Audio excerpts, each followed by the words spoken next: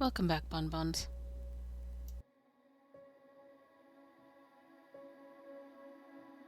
Let's get started right away. Measure out your sugar directly into the pan, followed by the lemon juice. It's not a big deal if you have a tiny bit extra lemon if you mess up measuring.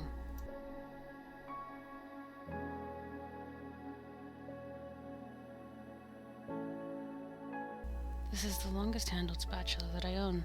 You'll see why it's important soon. Massage the lemon into the sugar until there are no big lumps left. If the sugar melts with lumps, they'll be difficult to dissolve before the sugar caramelizes. If you do get lumps, just scoop them out at the end. It's really not the end of the world. Set the heat to medium. I know you'll be tempted to try and make it melt faster on a higher heat, but that will only result in unpleasantly burnt sugar. Caramel is technically burnt sugar, but we want to control just how burnt it actually is.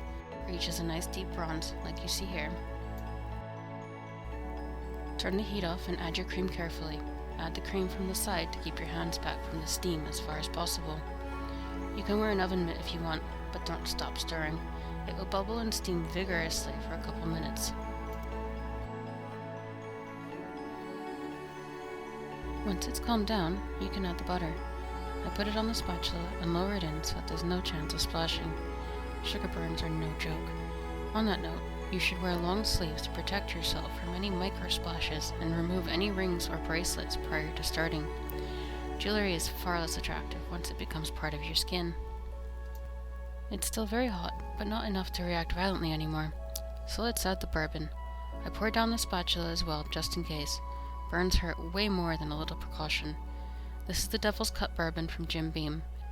It has deep caramel notes to it, which pairs nicely with regular caramel. But of course, you can use whatever you like. Feel free to experiment. A small bottle like this is more than enough to make 2 batches of this caramel. As you can see, it's still very hot. Too hot for chocolate and much too hot for your mouth. I know it's tempting, but please restrain yourself. Set the pan aside uncovered until it cools to room temperature. Once it's cold, pour it into a Ziploc bag or a piping bag if you prefer. This is a very liquidy caramel, so I prefer to use a bag that I can seal. Don't use a cheap bag either. It really sucks when it explodes all over your hands when you're filling the chocolate. You can pass it through a sieve here if you're worried about lumps. I've never found it to be necessary though.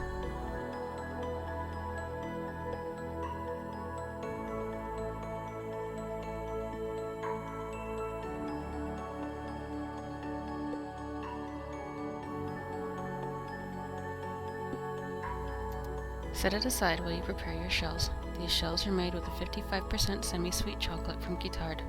The link is in the description where to buy the molds and the chocolate supplies.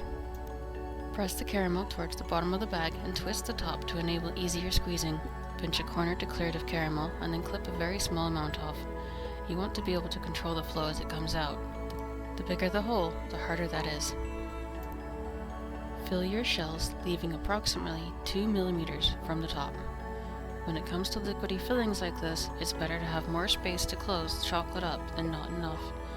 Be careful to keep the edges clean as well. Any caramel on the sides where the sealing chocolate goes will cause a leak to form. If you flick up when you move between pieces, you'll be able to stop the caramel flow and avoid drips. Continue like this until you've filled them all.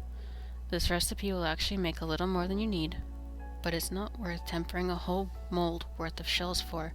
You should save it for ice cream, or coffee, or cupcakes, or for your mouth with a spoon.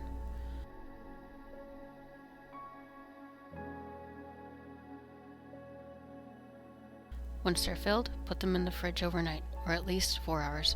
We want the caramel to get a skin and thicken up with the cold. You can see as I tilt these, the caramel really isn't moving. This is ideal so that it doesn't squish out while the chocolate is being applied. That's the next part. Temper your chocolate again and spread it across the whole top.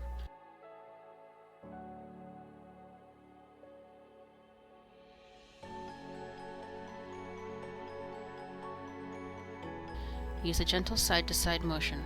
It's thickened, but is not solid. It will still leak out if you press down on it.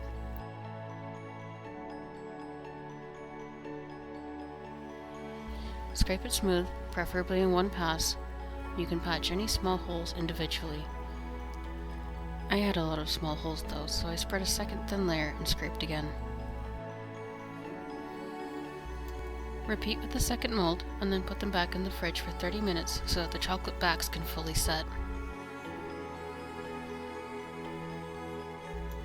This one was a leaker. It will have to be cold. It just goes to show, no matter how much practice you've had, not every single one will be perfect. Give the mold 1 or 2 hard wraps, and then turn it over. The chocolate should fall out of its own accord. This happens because the chocolate shrinks more than the polycarbonate plastic when it's tempered properly. Sometimes, though, it needs some extra beating for encouragement. Be careful not to hit it too hard, though, or the backs can come loose and you'll have a mess.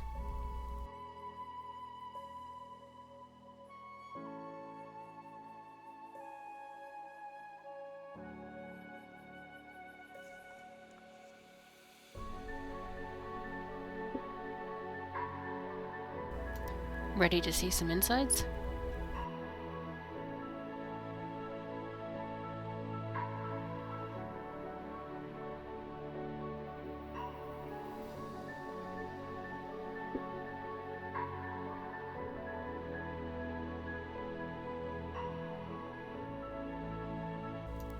Looks nice and smooth with just the right amount of viscosity. These are better after a few days, just like the marzipan. The shelf life on these at room temperature is about 6 months. I would love to hear how yours turn out. Let me know in the comments and subscribe for more sweet lessons. Excuse me, this one's all mine. Bye bye bonbons.